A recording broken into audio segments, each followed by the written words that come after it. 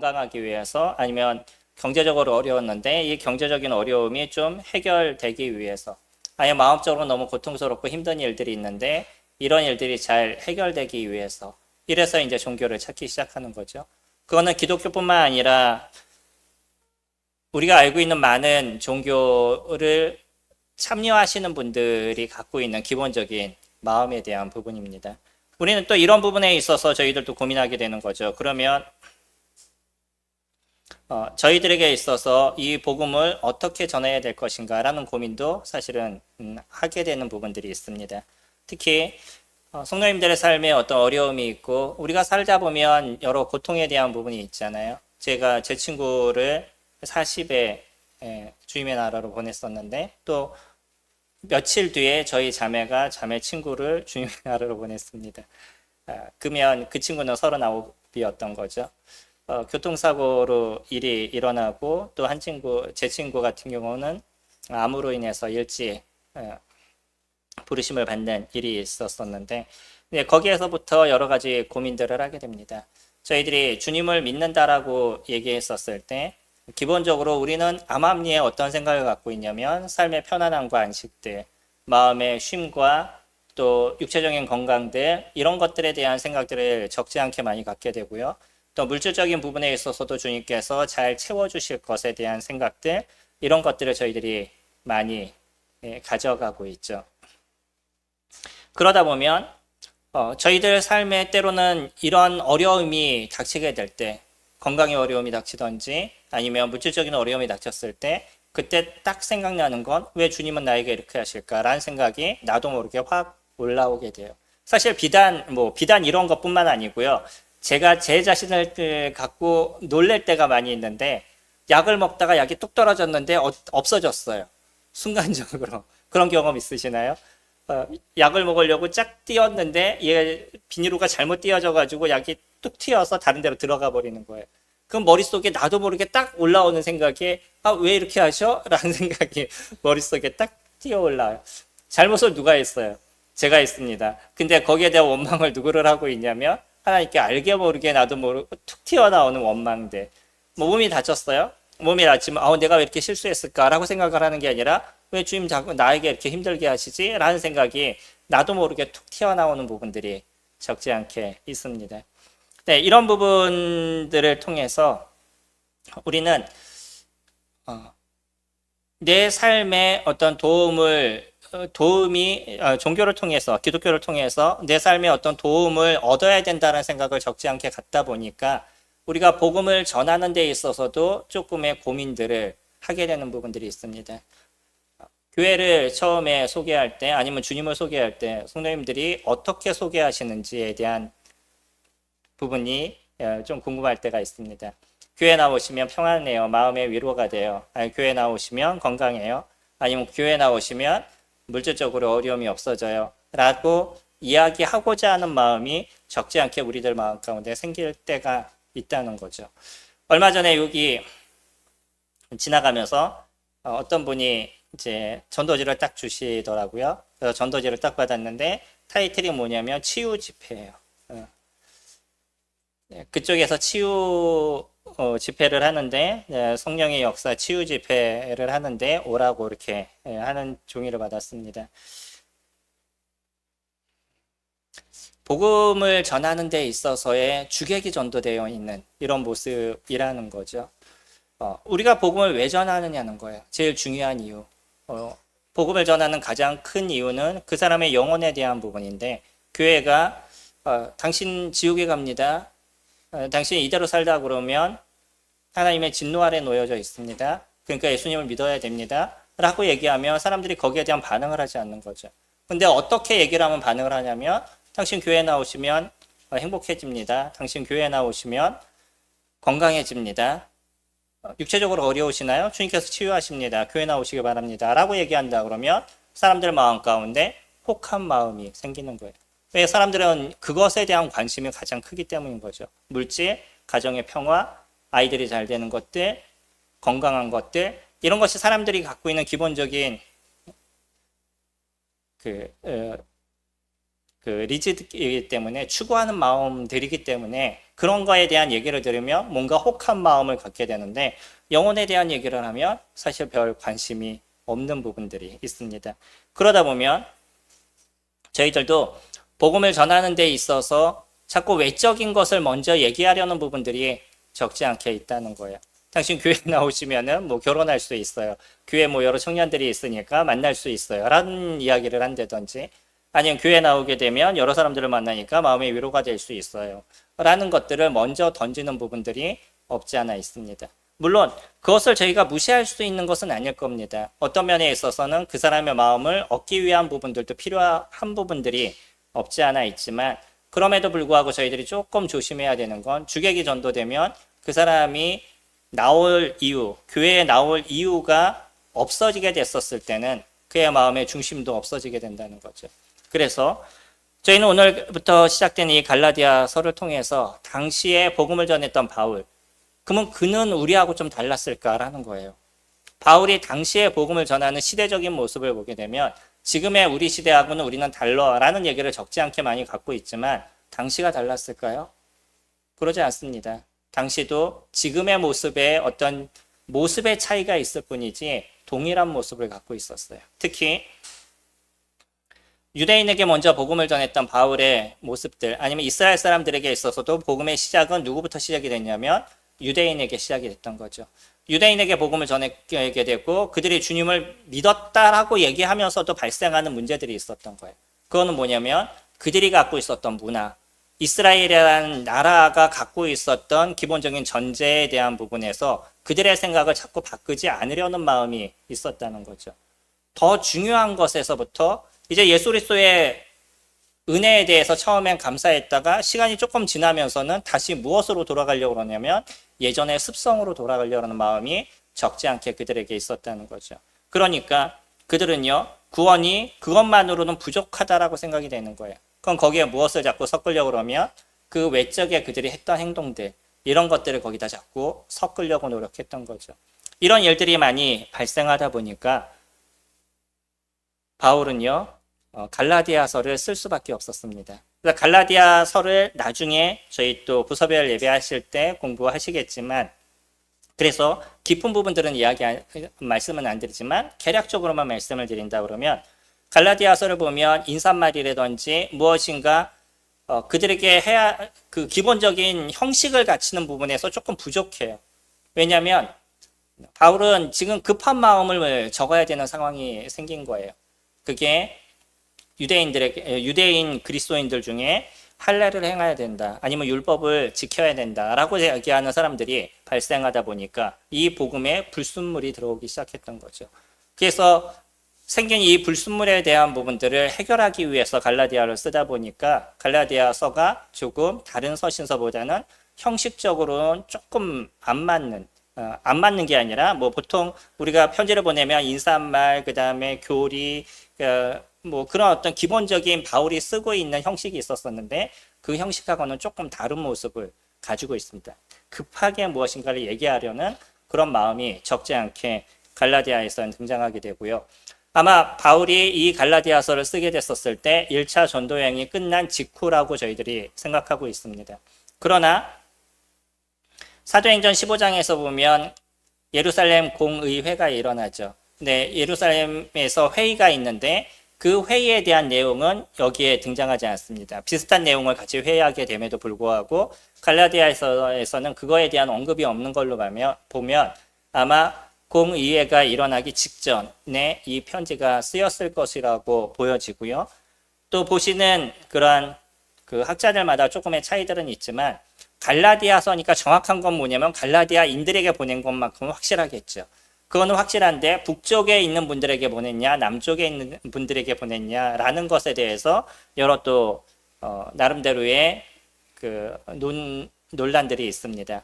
하지만 저희들이 그냥 기본적으로 생각했었을 때 바울이 제1차 전도여행은 남부에 있었던 갈라디아인들에게 편지를 그들에게 복음을 전했던 거기 때문에 아마 남부에 있었던 갈라디아인들 그분들에게 저희들이 알고 있는 뭐 루스드라, 이고니온 뭐 이런 지역에 있었던 분들에게 쓰여진 서신서라고 생각이 됩니다. 뭐 어디에게 보내줬던 것이 중요하기보다는 더 중요한 거는 유대인들이 주님을 믿고 났었을 때 그 믿음에 불순물이 들어가서는 안 된다는 것에 대해서 바울은 지금 설명하고 있는 거예요.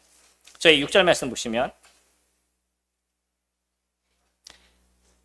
그리스도의 은혜로 너희를 부르신 이를 이같이 속히 떠나 다른 복음을 따르는 것을 내가 이상하게 여기노라. 바울은 그렇게 얘기하고 있어요.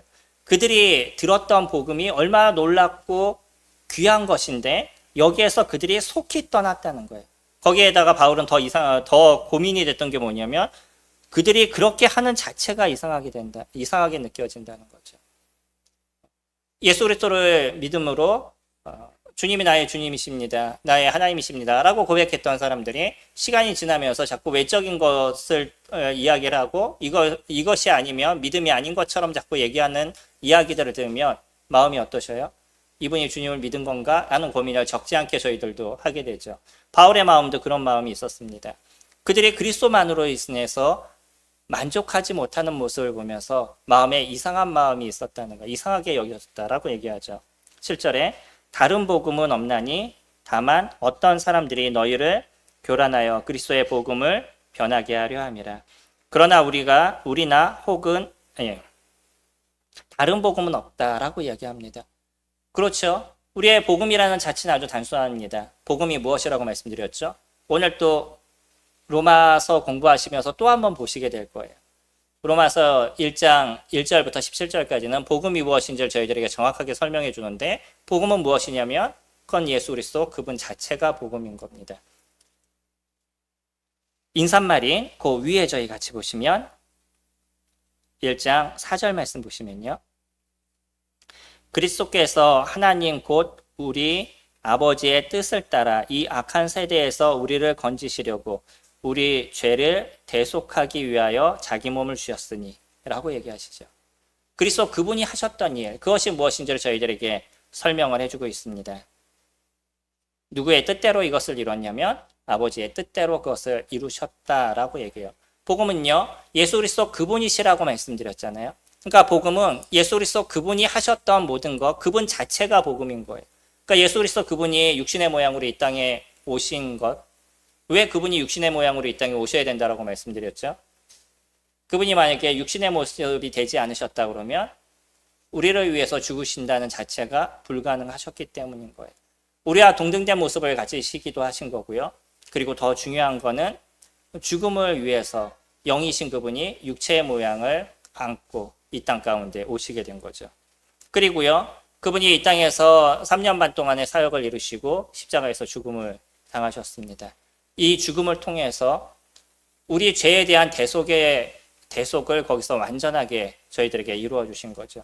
저희는 저희가 갖고 있는 이 죄에 대한 대가가 어떻게 해결될 수 있는 부분들이 없음에도 불구하고 죄가 없으시고 완전하신 예수 그리스도 그분이 십자가의 죽으심을 통해서 저희들의 죄에 대한 부분을 거기서 완전히 해결해 주신 거죠. 그러나 여기서 끝난 게 아니시잖아요. 만약에 너희들이 죽음 가운데 예수 그리스도께서 부활하지 않으셨다 그러면 너희 죄가 너희 가운데 그대로 있느니라 라고 얘기하는 고린도전서 15장의 말씀처럼 만약에 예수 그리스도 그분이 부활하지 않으셨다 그러면 우리들의 믿음의 모든 것들이 의미가 없어지는 부분이 될 겁니다. 죽음으로 끝나는 거예요. 그러나 그분이 부활하심을 통해서 지금 하나님 우편에 계시면서 우리가 주님의 나라로 갈 수 있는 길, 죽은다 할지라도 우리의 몸이 다시 살아날 수 있는 그 은혜를 주님께서 저희들에게 보여주셨습니다. 처음에 교회 나오면 좀 좋아요, 편해요, 당신 마음이 힘들지만 주님께서 위로해 주실 거예요 라는 말을 통해서 사람을 교회 가운데 인도하는 부분들이 있을 수도 있지만 그러나 그가 와서 주님을 알게 됐었을 때 그때 제일 먼저 경험하게 되는 게 뭐냐면 인간이 갖고 있는 죄에 대한 문제가 무엇인지를 그 스스로가 깨닫게 되는 거죠. 그러니까 그 사람이 단지 교회에 와서 편안하기를 원하고 그냥 육체적인 문제가 해결되기를 원하는 그런 마음으로만 있다 그러면 그에게 있어서 참된 구원의 역사는 일어나지 않는다는 거예요. 많은 사람들이 병고침을 받습니다. 저는 진짜 그 사람들이 병고침을 받는지에 대한 건 잘 모르겠어요. 직접적으로 전 본 적이 없습니다. 근데 병고침을 받았다라고 얘기하는 사람들 중에 교회 가운데 남아있는 사람이 10%도 안 된다라고 해요. 이게 실질적으로 치유를 했던 그런 분이 자기의 책을 통해서 얘기했던 부분이에요. 그러다 보니까 이분 스스로가 나중에 뭐라고 적었냐면, 나에게 있어서 이 치유의 역사를 주님께서 데려가 주세요. 가져가 주세요. 라고 기도했다라고 그분이 얘기를 하는 것을 제가 본 적이 있습니다. 본 책이 있습니다. 우리가 이거는 어디에서도 보냐면 성경에서도 동일하게 얘기하고 있는 거예요.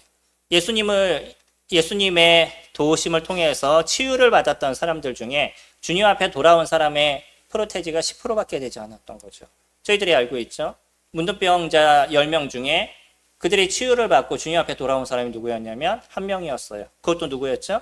사마리아인이었습니다. 유대인들은요, 신경을 쓰지 않았어요. 자기의 병이 난 것으로 끝났습니다. 그들은 병이 난 것에 대한 관심, 자기중심적인 관심만 있었던 것이지 그것을 이루신 분이 누군지에 대한 관심이 없었다는 거예요. 우리가 치유를 받던지 아니면 이 땅에서 주님을 믿음으로 인해서 부자가 되던지 그거에 대한 거는 부자가 되는 것이 중요한 것이 아니라 그 부자를 만들어주신 그분이 누군가에 대한 관심을 갖는 게 중요한 거죠. 저희들이 육체적인 어려움이 있었었는데 이 육체적인 어려움이 교회에 나와서 해결이 됐어요. 그러면 내 병이 나은 것에 관심이 아니라 어디에 관심을 가져야 되는 거냐면 그 일을 이루신 그분이 누구신가요?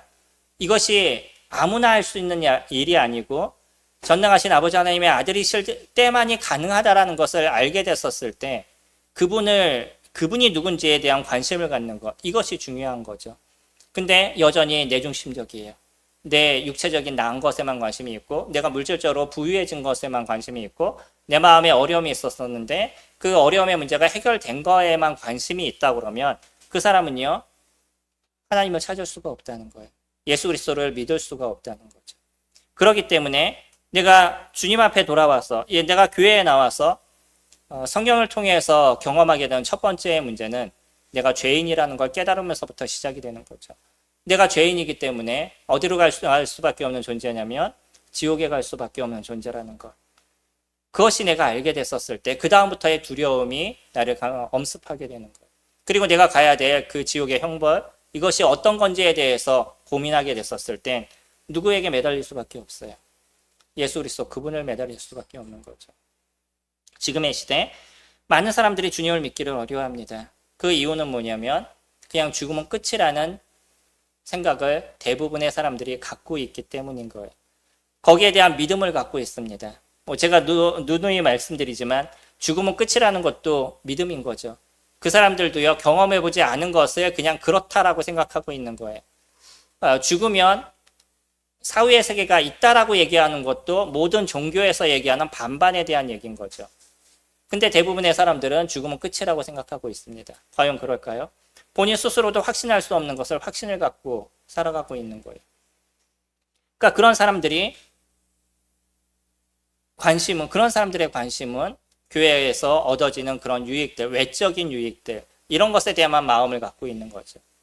당시 유대인들의 그때 시대의 모습에서도 우리는 복음을 전하는 것이 그때나 지금이나 동일하게 어렵다라는 걸 인지하실 필요가 있습니다. 당시에는 편한 것이 아니었었어요. 저희들이 알고 있는 것처럼 당시의 기독교인은요, 유대인들 중에서도 이단의 모습이었던 거고, 많은 사람들이 생각할 때도 이 종교는 좀 이상한 종교야라고 사람들이 얘기를 하고 있었던 거죠. 하다못해 바울이 로마로 잡혀가게 됐었을 때 거기는 유대인들이 얘기하는 것도 뭐였냐면 이 새로운 그 교리에 대해서, 그 믿는 사람들에 대해서 어떤 사람들도 이들에 있어서 호응을 받지 못한다라고 주변에 있는 유대인들이 얘기를 했었어요. 이거는 이방인이라든지 아니면은 유대인이라든지 동일하게 예수 그리스도를 믿는 사람들에 대해서 그렇게 호응하는 마음을 갖고 있지 않았던 것이 당시의 모습이었습니다. 그러니까 교회가 그리스도인들이 주님을 믿고 나서 얻은 호칭이 그거였던 거죠. 그리스도인이라는 호칭을 얻었던 거죠. 근데 그 그리스도인이라는 호칭이 어떤 호칭이었냐면 지금으로 얘기한다 그러면 비꼬는 얘기였단 말이에요. 쟤네들은 그리스도라는 사람을 쫓는 존재들이야 라고 지금 얘기할 때 안 좋게 얘기하는, 기독교를 안 좋게 얘기하는 그런 단어와 동일한 단어가 그리스도인이라는 단어였었습니다. 그런 속에서도요, 그들은 여전히 예수 그리스도를 선포하는 일들을 이뤄갔던 거고요. 그 속에서도 여전히 예수 그리스도를 믿는 사람들이 많이 일어나게 됐다는 거예요. 지금의 시대에서도요. 우리는 복음을 전하는 데 있어서 좋은 방법을 쓰고 또 좋은 상황들을 만들어가는 것, 또 사람들의 마음을 얻는 것까지는 좋지만 자꾸 거기에다 불순물을 집어넣는 것에 대해서는 저희들 스스로 고민해야 될 필요가 있다는 거죠. 바울은 정확하게 얘기합니다. 다른 복음은 없다라고 얘기해요. 이 복음은 오직 예수 그리스도 그분을 선포하는 것이고요. 인간이 처해져 있는 상황과 모습들을 우리는 이야기해 주는 거고, 그래서 그 속에서 그 스스로가 두려움을 느끼고, 그래서 이 죄에 대한 문제를 해결하신 예수 그리스도 그분을 기억하게 됐었을 때 그분에 대한 감사와 은혜를 통해 그리스도를 영접하는 모습들이 일어나야만 되는 거죠. 내 죄가 없어진 게 아니라고 누누이 말씀을 드리고 있죠. 복음은 내 죄가 없어지는 걸 깨달는 게 아니에요. 복음이신 그 예수 그리스도와 나와의 관계가 이루어지는 것이고 그 예수 그리스도 안에서 살아가는 거예요. 그러니까 우리가 예수 그리스도를 영접하게 되면 그날부터 누구와의 삶이 이루어지는 거냐면 예수 그리스도 그분과의 삶이 이루어지는 거죠. 그러면 이 속에서요. 우리는 때로는 이루어지는 세상에서의 어떤 고통이나 어려움의 문제들도 발생하게 되는 거죠. 주님을 믿으면 고통이 없으시나요? 안 그러시잖아요. 주님을 믿으신데도 여전히 어려움의 문제는 발생하고 때로는 육체적인 문제도 발생하게 되고 병도 일어나고요. 그러나 차이가 무엇이겠어요? 여전히 많은 사람들이요. 고통에 대한 문제 때문에 고민하면서 많은 책들을 적어내고 있습니다. 제가 지금 도서실에서 사놓은 책 중에서도 팀 켈러의 고통을 말하다라는 책이 좀 두꺼운 책인데 그 책을 잠깐 이렇게 넘겨보고 있습니다. 예전에도 여러 책들을 봤었는데 이분도 동일한 패턴의 이야기를 해주고 있어요. 그 중요한 건 뭐냐면 그 고통을 주님과 함께 이겨나가는 시간을 갖는 것, 이게 그리스도인의 모습인 거예요. 고통이 없는 것이 아닌 거죠. 고통의 문제는 동일하게 우리는 일어나고 있습니다. 나라가 힘들어지며 우리는 그 힘들어진 속에서 같이 살아가는 거예요. 만약에 우리나라에 전쟁이 일어나요. 그리스도인들만 주님께서 보호하시나요? 전쟁 속에 우리는 별 수 없이 놓여져 있는 거예요. 그러나 그 전쟁 속에서 우리는 어떻게 하나님을 의지하고 예수 그리스도를 붙잡고 살아가느냐, 이것이 고통을 이겨가는 우리들의 모습인 거죠. 우린 여전히 육체적인 어려움이 생길 수도 있고요. 때로는 운전하시다가 교통사고가 날 수 있는 부분들도 없지 않아 있습니다. 그럼에도 불구하고요. 그것을 이겨갈 수 있는 힘이 그리스도 그분을 붙잡으면서 우리는 해결해 나가는 것이에요. 제가 운전대를 잡을 때마다 기도한다라고 말씀을 드렸죠. 전 저를 의지하지 못해요. 제가 나름대로 그래도 운전은요. 남들보다 잘해라는 자부심이 없지 않아 있습니다. 그런데도요. 점점 나이가 들면서 살짝 그 사고들이 일어나요. 접촉사고들이 일어나죠. 제가 갖고 있는 제가 갖고 있는 기술이나 그동안에 갖고 있었던 경험이나 이것이 앞으로의 나의 모든 것을 해결해 주지 않는다는 거예요. 여전히 나는 누구의 도우심이 필요하냐면 하나님의 도우심이 필요합니다. 제가 기도하게 됐었을 때는요. 일어나는 사고에 대한 것도 감수할 수 있는 마음이 있어요. 주님께서 허락하신 이유에 대해서 내가 그것을 이길 수 있는 힘이 있을 거라는 믿음이 저에게 있고요. 그리고 주님은 충분하게 그것을 해결해 나가시는 것을 제가 경험하게 돼요. 저희가 고통이라는 부분이 없는 것이 아니라 이 고통에 대한 부분을 그리스도와 함께 해결해 나가는 것, 이것이 그리스도인들에게 주어진 은혜에 대한 부분인 거죠. 근데 이 해결해 나가는 것, 아니면 그 고통의 문제 없어지는 것, 이것을 자꾸 복음에다 우리가 숨겨놓고 얘기하고 복음에 섞어 넣어서 얘기하면 사람들은요, 하나님 중심이 되겠어요? 자기 중심이 되겠어요? 자기 중심적인 것에서 벗어나지 않습니다. 그러다 보니까 자꾸 자기의 편한 거, 자기의 안식들, 이런 거에만 더 관심이 있게 되고요. 이런 것에 어려움이 생기면 쉽게 하나님을 버릴 수 있는 것도 인간이 갖고 있는 연약함에 대한 부분인 거죠. 그래서 바울은요, 우리의 수고를 통해서 하나님을 만나지 않는다라고 얘기합니다. 유대인들이 얘기하고 있는 그러한 할례, 아니면 율법, 이런 것을 지키면서 그들이 하나님의 자녀가 되는 것이 아니라 은혜 가운데서 우리 죄를 대속하신 그분을 믿는 믿음 안에서 우리는 완전한 하나님의 자녀로서의 참된 삶을 살아가고 있다라고 지금 역설하는 거죠. 그렇기 때문에 다른 복음은 없다라고 계속적으로 이야기하고 있습니다. 저희들도 우리가 복음을 전하는 것뿐만 아니라 우리들 스스로도 계속적으로 고민해야 되는 것은 우리는요, 다른 것을 통해서 은혜를 얻는 존재가 아닌 거예요. 우리는 이 땅을 살아가는 데 있어서도 누가 복음이 되시냐면 예수 그리스도 그분이 복음이 되시는 것이고, 우리는 그분을 통해서 때로는 고통이 있어도 그 고통을 해결해 나가는 힘을 저희들이 갖는 거고요. 때로는 물질적인 어려움이 있어도 그 물질적인 어려움을 그분을 통해서 해결해 나갈 수 있는 힘을 저희들이 얻게 되는 거예요. 그리고 충분히 그분이 이러한 일들을 이겨갈 수 있도록 저희들을 이끄시고 인도하시는 그분이라는 것을 저희들이 알고 있는 거죠. 언제나 말씀드리는 것처럼 도로 사거리 중앙에 서서 주님, 제가 교통사고 당하지 않도록 도와주세요 라고 기도하시면 그것이 가능하시겠냐는 거예요. 그럼 주님 뭐라고 그러시겠어요? 야, 나와! 라고 얘기하시지 않겠어요? 나오면 안 괜찮아. 근데 거기 서서 계속 기도해요. 주님, 제가 교통사고 당하지 않도록 도와주세요. 때로는요, 우리의 기도가 그럴 때가 있다는 거예요. 운동을 하지 않아요. 그러면서 건강하기를 위해서 기도해요. 건강하시겠어요? 제가 운동을 해보니까 알겠더라고요. 왜 운동을 하면 건강해지는지를. 요즘 조금 운동을 하고 있는데 운동을 해보니까 알겠어요. 그런데 가만히 있으면서 건강해지길 원해요. 건강해지나요? 그러지 않습니다. 주님은 저희들에게 그것을 하도록 도와주시는 거예요. 그 일을 하게 만들어 가시는 거예요. 우리가 영적으로 좋아지기를 원해요. 성령님들 영적으로 좋아지기 위해서 무엇을 하셔야 돼요? 기도하시면 영적으로 좋아지셔요? 이건 애매한 얘기지만 여러분, 성도님들이 기도만 하신다고 영적으로 좋아지지 않습니다. 어떻게 하셔야 돼요? 성경을 보셔야죠. 하나님을 붙잡으셔야죠. 예수 그리스도를 붙잡으셔야죠. 그래야지 내가 변해가고 그리스도 그분의 능력이 나를 붙잡는 걸 내가 경험하게 되는 거예요. 기도는요, 누군가 얘기하는 것처럼 신발끈을 묶으면서 하는 것이 기도라고 얘기하는, 그러니까 기도는 함께 움직이는 거예요. 주님은 저희들을 움직이게 만드시고 그 속에서 주님의 역사를 드러내시기를 원하시는 거예요. 가만히 있으면서 일이 이루어지는 것이 아니라는 겁니다. 물론 이미 나는 모든 걸 다 해놓고서는 기도하는, 이미 내가 다 해버린 이런 거하고는 좀 다른 얘기입니다. 이거는 충분히 이해하실 거라고 생각이 돼요. 바울은요, 8절에 보시면,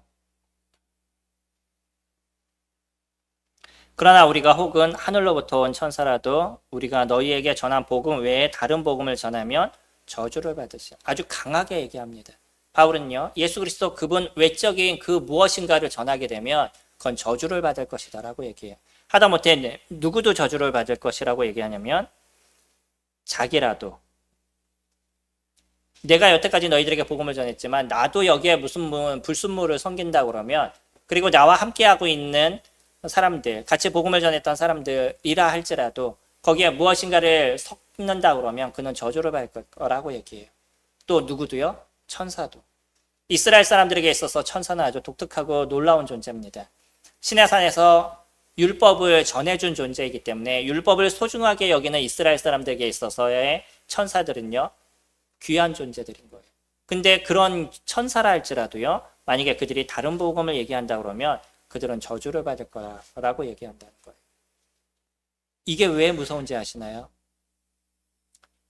우리가 동물을 죽이거나 이런 것도 문제가 되는 거죠. 요즘은 동물을 죽여도 사람들은요, 아니면 동물을 괴롭혀도 사람들이 감옥에 가요. 요즘은 옛날하고 좀 다른 시대가 됐던 거죠. 혹시 물건을 부시거나 그건 변상만 하면 돼요. 근데 사람은요, 사람을 고통스럽게 만드는 건 하나님께서 어려워하시는 일들이라는 거예요. 그런데 더 큰 문제예요. 사람을 고통스럽게 만드는 것에 대해서 하나님은 그 대가를 분명히 받으시는 분이신데, 근데 그 사람을 지옥으로 보내요. 하나님께서 얼마나 많은 분을 내시겠어요. 내가 복음에 무엇인가를 섞어서 그 사람으로 하여금 하나님을 믿을 수 있는 기회를 박탈하고 그 사람을 지옥으로 보내요. 하나님 마음이 어떠시겠어요? 우리 단순하게 우리 아이가 있는데 우리 아이를 꼬셔서 이 아이를 잘못된 것으로 이끌어가요. 마음이 어떠셔요? 그거는 어떻게 해결되지 않는 분이 우리에게 있지 않나요? 하나님의 마음도요, 이 사람이 주님을 믿을 수 있는 기회를 박탈해 나갔을 때 거기에 대한 분은 우리가 상상할 수 없는 그러한 고통이 따르게 될 겁니다. 그래서 바울도 그것을 정확하게 얘기하고 있어요. 저주를 받을 것이다 라고 이야기를 합니다. 세상에 많은 종교들이 있어요. 이런 많은 종교들이 끊임없이 얘기하고 있는 것이 무엇이냐면, 당신 교회 나오세요. 행복해집니다. 당신 교회 나오세요. 육체적으로 치유가 됩니다. 자꾸 누구 중심으로 만들어놨냐면 인간 중심으로 만들어놔요. 교회는 신본주의입니다. 하나님 중심인 거예요. 인간 중심이 되지 않아요. 교회 나와서 치유를 받고 교회에 나와가지고 편안하고 안식을 받는다라고 얘기하면서 교회에서 많은 여러 가지들을 판매를 해요. 보셨나요? 물 판매하시는 거? 어떤 교회가 10,000명이 넘어요. 10만 명이 넘어요. 근데 이분이 지금 감옥에 가 계시는데 제가 그분 얘기를 공식적으로 얘기하기가 할 수가 없어서, 근데 거기서 판매하는 게 뭐냐면 여러 가지를 판매합니다. 손수건이 있는데 손수건도 영험하다 그래요. 손수건도 판매하고 물도 판매하고 물을 먹으면 병이 낫는데요. 그래서 엄청난 물이 판매가 되고 있어요. 놀라운 게 뭔지 아세요? 그렇게 판매를 하는데 그거를 돈을 내고 엄청나게 사요. 하다못해 그 TV에 나왔던 허경영 씨, 그분이 판매하시는 것도 보셨나요? 네, 사람들이 그런 걸 엄청나게 사가요. 혹시 그거를 사가게 되면 내가 육체적으로 건강해질까봐, 혹시 이걸 사가면 사업이 잘 될까봐. 우리가 생각할 땐 상식적으로 이해가 안 되는데 사람들이요, 거기에 현혹이 되기 시작하면 그게 보이질 않는 거예요. 내가 갖고 있는 전세 자산을 다 거기다 투자함에도 불구하고 그것이 어려움이 되지 않아요. 육체적으로 어려움을 당해보시는 분들은 알 겁니다. 내가 100억이 있어도요, 몸이 아프면 그 100억이 소용이 없어지는 거예요. 그런 사람들의 심리를 건드리는 거고, 그런 사람들의 마음을 건드리는 거예요. 그래서 자기의 이익을 추구하고요, 자기의 행복을 추구하고요, 나의 행복을 위해서 다른 사람을 고통스럽게 만들어요. 이것에 대해서 하나님 뭐라고 그러시겠어요? 우리가 마태복음에서 보는 것처럼 주님이 칭찬하는 사람들을 얘기를 하죠. 내가 배고플 때 먹을 것을 줬고 내가 목마를 때 나이가 마실 것을 줬다 라고 얘기하니까 이분이 제가 언제 주님 앞에 마실 것을 드리고 목마를 때 물을 드렸습니까? 라고 얘기하니까 주님이 저 작은 소자에게 했던 그 하나가 나에게 한 것이다 라고 얘기해요. 주님은요, 세상의 사람의 고통받고 힘들어하는 사람들, 이런 사람들에게 도움을 주는 그 하나하나를 어떻게 이해하시냐면 자신에게 하신 것으로 이해를 하셔요. 반대로요, 그 사람을 돕지 않는 것, 그 사람이 고통받는데 무심한 것, 이것을 무엇이라고 얘기하냐면 내가 고통받을 때 너는 날 쳐다보지 않았잖아 라고 얘기하신다는 거예요. 그런데 이런 영혼들을 지옥으로 보내요. 이런 영혼들의 마음을 현혹시켜서 그들이 주님을 믿지 못하게 해요. 하나님께서 어떻게 하시겠어요? 9절에 우리가 전에 말하였거니와 내가 지금 다시 말하노니 만일 누구든지 너희가 받은 것 외에 다른 복음을 전하면 저주를 받을지어다. 이제 내가 사람들에게 좋게 하랴, 하나님께 좋게 하랴, 사람들에게 기쁨을 구하랴. 내가 지금까지 사람들의 기쁨을 구하였다면 그리스도의 종이 아니니라. 바울은요, 사람을 위해서 이런 일을 이루지 않았습니다. 그가 복음을 위해서 살아가는 이유가 뭐예요? 그가 제1차 전도여행을 하면서 루스드라에서 돌에 맞아가지고 죽을 뻔했습니다. 아니, 복음을 듣기 싫으면 그만이지 왜 돌을 던져서 사람을 죽여요? 당시에 이런 고통과 또 산을 넘어가면서 산적들에 대한 두려움들, 그리고 바다를 넘어가면서 해적들에 대한 두려움들, 이 끊임없는 고통 속에서 바울은 복음을 위해서 살아갔던 거예요. 지금처럼 우리가 배 타고 가면 아무 문제 없는 그런 시대가 아닙니다. 배를 타고 가면 해적들이 넘쳐나요. 산에는요, 산적들이 넘쳐나요. 그런 데를 통과하면서 복음의 길을 걸었던 게 바울이 했던 일이에요. 만약에 주님께서 이 시점에서 나를 데려가신다 그러면 그런 산적들을 통해서 내가 고통을 당하게 될 거고 죽음을 당하게 될 거고요. 만약에 주님께서 바울을 사용하신다 그러면 하나님께서 보호하시겠지라는 그 믿음 하나로 그들은 복음을 위해서 인생을 살았어요. 누구를 위해서요? 예수 그리스도 그분을 위해서. 그래서 그는요, 사람을 기뻐하게 하기 위해서, 아니면 교회 사람들을 더 많이 채워가기 위해서 잘못된 그 불순물을 거기다 숨겨놓지 않았다는 거예요. 그는 전해야 될 정확한 것을 정했습니다. 무엇을 전했냐면 예수 그리스도 그분을 선포하는 일을 이루었던 거예요. 인간이 갖고 있는 죄에 대한 형벌이 무엇인지, 그래서 인간이 지금 처해 있는 문제, 에베소서 2장에서 얘기하는 것처럼 죄와 허물로 죽은 존재라는 것을 그들에게 선포하고요. 그들은 지금 진노의 자녀인 것에 대해서 선포하고, 긍휼에 풍성하신 하나님께서 그의 아들 예수 그리스도를 보내주심을 통해서 이 죄가를 해결하고 우리를 하나님의 나라로 앉힐 수 있는 그런 기회를 우리에게 허락하신다는 것을 선포한 것, 이것이 바울이 했던 거죠. 저희들도요, 저희들 내면에서부터 이 복음에 정확하게 자리 잡을 필요가 있습니다. 자꾸 외적인 것을 숨겨놔서 내가 교회 나갔는데 하나님께서 왜 자꾸 날 힘들게 하시고 어렵게 하시나 라는 생각을 이제 조금 더 접을 필요가 있으셔요. 그리고 그 어려움에 대한 부분은 주님 저희들에게 얘기하지 않으셨나요? 너희는 먼저 그의 나라와 그의 의를 구하라. 그리하면 이 모든 것을 너희에게 더하시리라고 말씀하신 것처럼 하나님의 나라를 구하게 됐었을 때 하나님께서 그 외적인 것을 이루어 주시는 것은 주님의 하시는 일인 거죠. 내가 냉장고가 필요해요? 내가 하나님을 위해서 살아가면 냉장고가 생길까요? 아니실 수 있습니다. 주님은 나에게 필요한 것을 채우시는 분인 거예요. 내가 원하시는 것을 채우시는 분은 아니라고 생각이 돼요. 제가 인생을 살면서도 배워온 거는 제가 원하는 걸 주님께서 채워주신 게 아니라 내가 살아갈 필요를 주님께서 채워가시더라고요. 제가 생각했던 거하고는 전혀 다른 방법으로 저도 인생을 살아왔던 부분이 있습니다. 근데 여전히 뒤를 돌아보면서 느끼는 것은 주님께서 그 가운데 함께 하시고 도우심의 손길이 언제나 그 가운데 있었다는 거예요. 그래서 저는 그 말씀을 정확하게 믿습니다. 마태복음 6장 33절 말씀을 정확하게 믿고요. 앞으로도 그것을 의지하고 살아가고 있어요. 이것이 주님이 저희들에게 주시는 은혜에 대한 삶인 거죠. 복음은요, 여기서 흐트러지면 안 된다는 거예요. 저희 교회도 앞으로 가는 데 있어서 저희가 변하지 말아야 될 가장 중요한 건 뭐냐면 다른 복음을 전하는 것이에요. 다른 것을 이야기하는 겁니다. 우리가 복음이라고 얘기하면 소위 복된 소식이다. 풀어서 얘기하면 그런 거잖아요. 좋은 소식이다. 굿뉴스다 라고 얘기하죠. 사람들에게 있어서 굿뉴스는 그 사람이 원하는 것에 대한 이야기를 듣는 것. 그것이 굿뉴스잖아요.